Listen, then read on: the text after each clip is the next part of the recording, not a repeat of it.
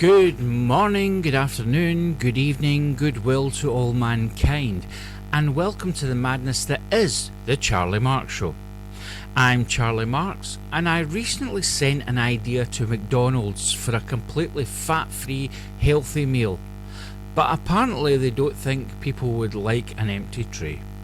Who'd have thought? I'd like to open the show by telling you a little story about how a woman changed my thought process forever, making me question reality, which in turn keeps me awake at night. It all began, like most stories do, in the back of my father's car. My sister and I were often forced, and you were miles off, my sister and I were often forced into the car at paintbrush point, and forced to go with Dad to pick Mum up from work. Now, we hated this journey, but looking back I can see that he didn't have any other choice, as you can't really leave kids at home alone, especially if they're only in their 30s. During one of those journeys back from collecting my mum, I asked her if she recalled something I had done from my childhood. My sister and I often talked to my parents about our past, as we were always trying to find out if we were adopted, and that our real mother and father were millionaires with no rules. Anyway, I asked my mother about some memory I had, and then it happened. With this one simple answer, these 9 words of horror, she replied, "I don't remember that. It was probably just a dream." From that point on, I would never look at life in the same way again. I had so many questions, and the first one was, how much of my past has been real and how much was just a dream? I knew that perhaps my nightmare about being chased along a water pipe by Rupert the bear was just a dream. But what about everything else? Was anything from my apparent woken state real? Maybe my life is a wonderful mixture of the bizarre and my dreams are boring and just mundane. How can we tell? Jesus, how can I take anything at face value again? If you're enjoying the Charlie Marx Show, or even if you're not, then please like, subscribe, ring the bell for notifications, and follow the Charlie Marx Show. Also, please share, as sharing is daring. You can also leave me a comment or tell me what's bugging you in the world with the Devil's Advocate. I can also be spied upon by you visiting www.charliemarx.co.uk. I can also be spied upon by you visiting www.charliemarx.co.uk. What's wrong? And you can even buy me a coffee. Coming up on tonight's show, we have all the usual psychotic behaviour, if we can get through it, plus some other stuff. But before all the insanity which is the Charlie Marx Show, it's time for more stories from the old bloke in the home.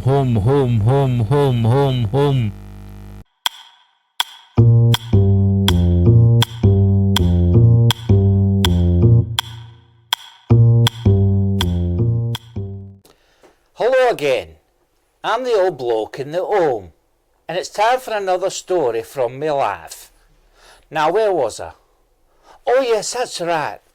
I left school at the age of 4, having successfully gained a qualification in nap time.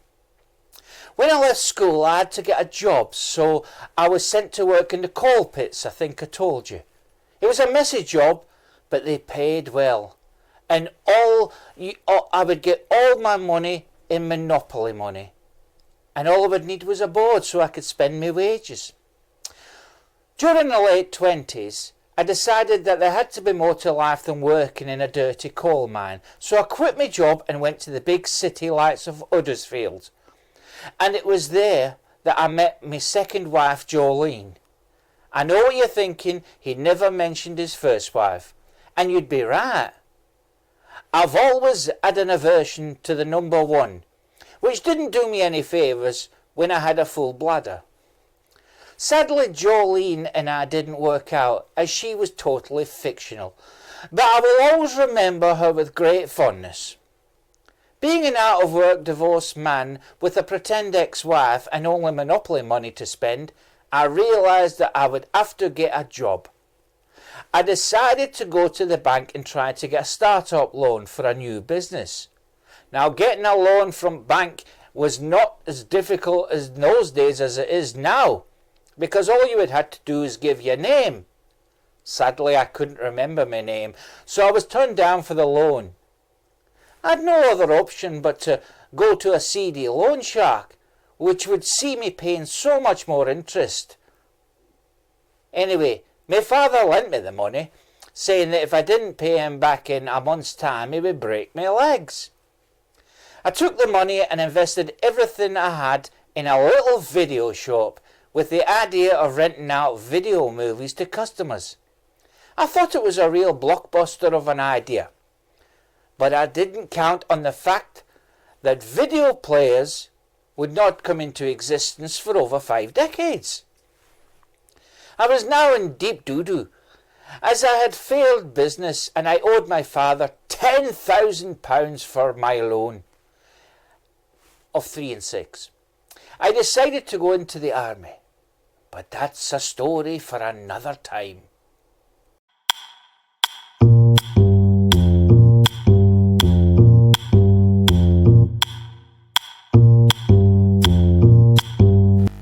More false memories from the old codger in the next.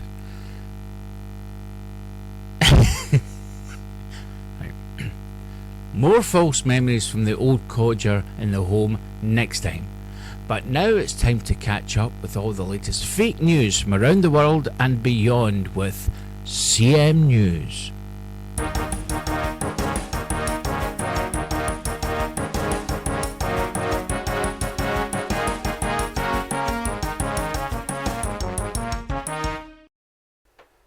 Good evening and welcome to CM News with me, Christie Brinkley, the Uptown Girl.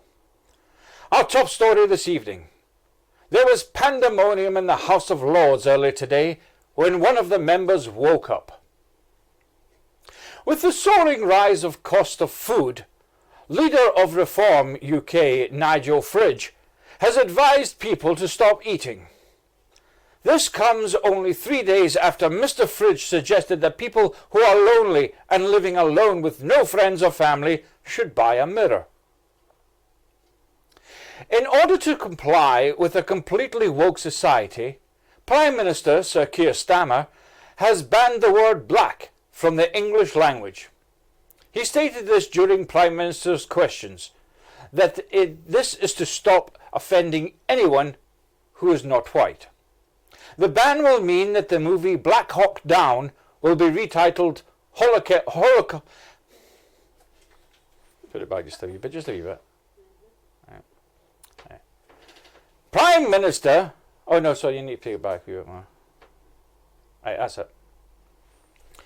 In order to comply with a completely woke society, Prime Minister Sir Keir Starmer has banned the word black from the English language.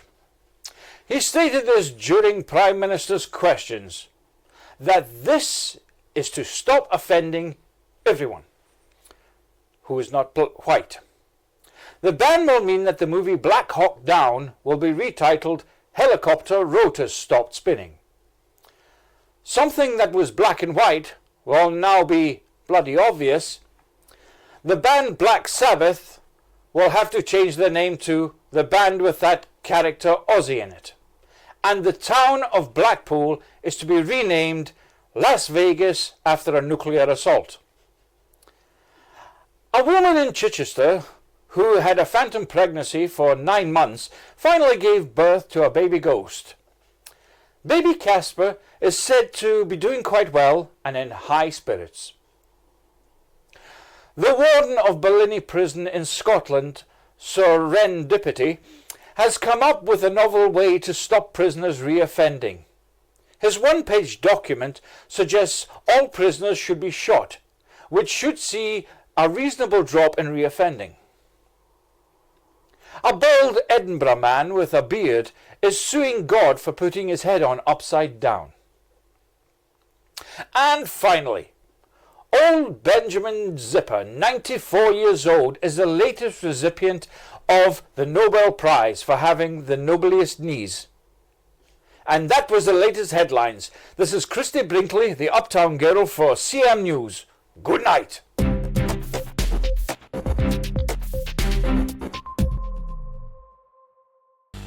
Thank you, Christie. More from the CM Newsroom next time. But now it's competition time, and today's prize is amazing. You could win this genuine portrait recently discovered of the Mona Lisa. That's right, the Mona Lisa. The same Mona Lisa drawn by Len da Vinci. Here it is in all its glory. And one lucky Charlie Marx show viewer could be hanging this up on their wall. So, how do you get your hands on this spectacular prize? Well, all you have to do is answer the following question and leave your answer in the comments. Lenny da Vinci was not only an artist but an incredible inventor.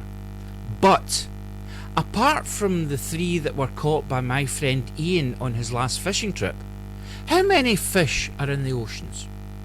Easy peasy, huh?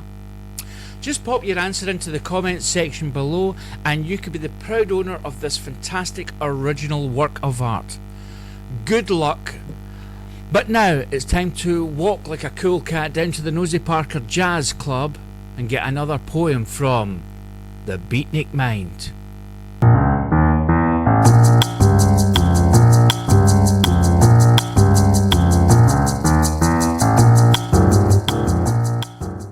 Hey you cool cats, this week I has got 2 cool poems for you.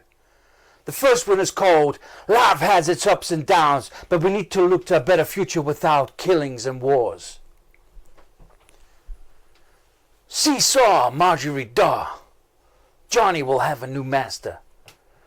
Johnny shall have but a penny a day because he can't work any faster. Seesaw Marjorie Daw, Johnny is a system prisoner.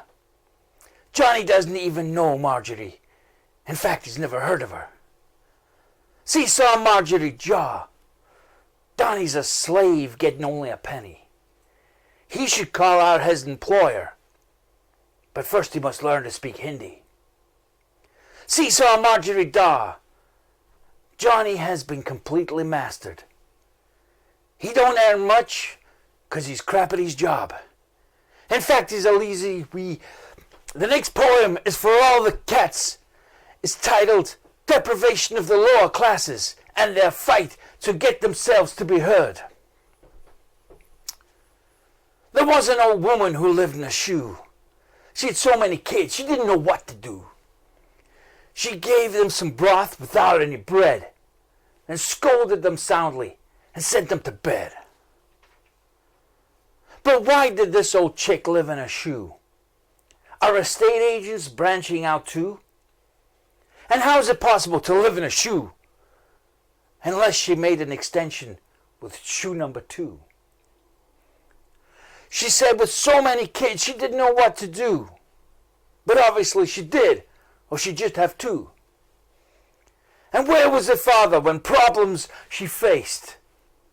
He moved out of the shoe because he was straight-laced. Feeding kids with broth is a dangerous caper. And how can she provide them with costly toilet paper?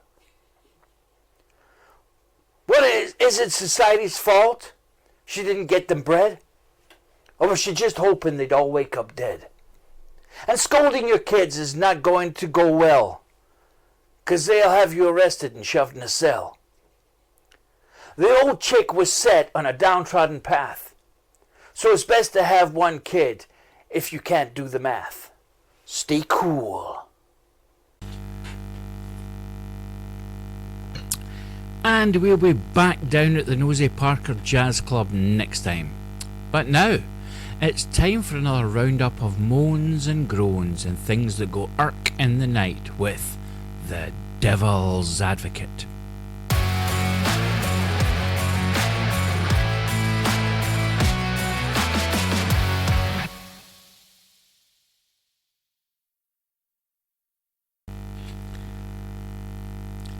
Who took the care out of customer care? It used to be that when you spent your money in a shop or a cafe, you would not only be graciously thanked for spending your money in their particular establishment, but you were then thanked for your custom when you left, in order for you to feel special enough to want to return. So what has changed from the days when the customer, you and I, were treated like royalty? Attitudes. You see, young ones tend not to give a monkeys anymore whether you return to their shop or not, as they don't own the premises. They only work there. Also, are they getting paid enough to care? I left a coffee shop the other day. I won't mention the name, but it rhymes with Bosta Boffy. And there were 3 members of staff standing chatting behind the counter. And even though I took my cup up to them once I had finished, not one of them said thank you. Personally, I have no care either way whether the young ones want to chat, but at least acknowledge the customer.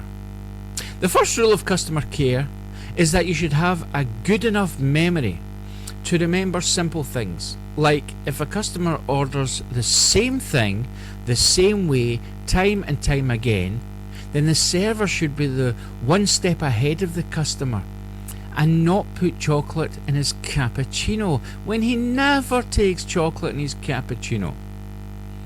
Then you have the service providers who just don't care or have an anti-customer attitude, like the person who never smiles or has that look on their face which says you are a burden to her day. Even the machines in the supermarkets are customer haters, with them refusing to read barcodes or refusing to take your card because it lies and says there are insufficient funds in your account. The machines are also calling human servers over just to make you embarrassed when the machine can't guess the weight of your packet of crisps. This gives everyone within earshot belief that you were trying to steal someone. Sorry, steal something. You can't steal people. What is wrong with you, Charlie? I have no idea. Waiters and waitresses, and I don't know what you call a trans server, but waiting staff also have an attitude. I have lost count of the times I have been in restaurants and the waiting staff have walked past my table or forgotten something I ordered. The problem is nobody is calling out these purveyors of customer service. We, especially the British, don't want to cause a scene. So even if we hated the food or the service, we say nothing. I once had to return a tub of ice cream because someone had taken a bite out of it and then put it back in the freezer. The staff looked at me as though I was going to buy ice cream, take it home, have a bite and then return it. Anyway, things will soon change because the rude generation are about to come into their own and they won't have any issue complaining. Thank you for watching the Charlie Marx Show, and remember to like, subscribe, hit the bell for notifications, share and follow me on www.charliemarx.co.uk. You can also buy me a coffee or join the channel for more and little more. So, until next time, if you're not subscribed to the Charlie Marx Show, I will not say thank you. Please call again next time.